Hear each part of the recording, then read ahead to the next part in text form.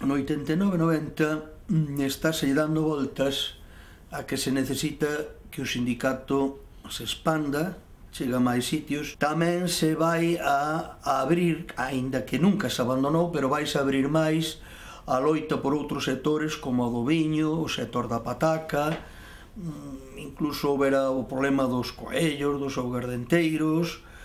Síguese sin abandonar, síguese traballando no problema dos montes. En Ourense tiñamos outros sectores productivos tamén dinámicos, o sector do viño, o sector da pataca, e naqueles momentos o sector da aguardente. Se vai incorporando o sindicato algunha xente que viña de atrás, como era Mariano Lema, ou se recolle algunha xente nova, como é o caso de Puga, que é toda unha revitalización para Ourense, para a problemática da pataca, para a problemática da viña, ou Xurxo Álvarez, comúnmente familiarmente o Moro. Eu lembro perfectamente, naqueles anos 90-91, movilizacións importantísimas, viñan derivadas da aplicación da Lei de Impostos Especiais de 1987, que foron as que intentaban eliminar e erradicar a aguardente artesán galega.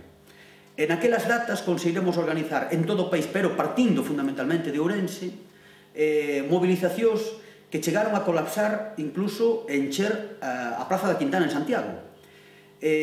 Aínda que non tivemos o absoluto éxito de conseguir, por desgracia, o manteñimento da aguardente artesán, si lembro que tivemos o éxito de facer unha normativa específica e especial que aínda se sigue mantendo para a destilación da aguardente artesán. E aquilo foi todo grazas á actividade no Val de Monterrei para conseguir a denominación de orixe.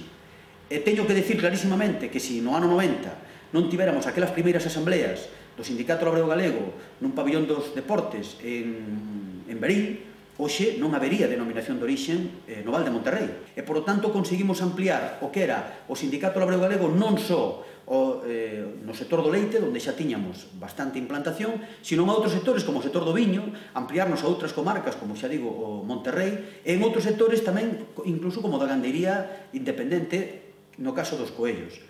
Despois, xa posteriormente, o salto cualitativo e cuantitativo do Sindicato Labrego Galego en Ourense deuse no ano 92. Deuse no ano 92 no sector da pataca, na comarca da Limia. Foi a primeira grande movilización dos pataqueiros da Limia. Foron moitos meses, foi unha loita complexa, pero da que eu recordarei sempre, porque a parte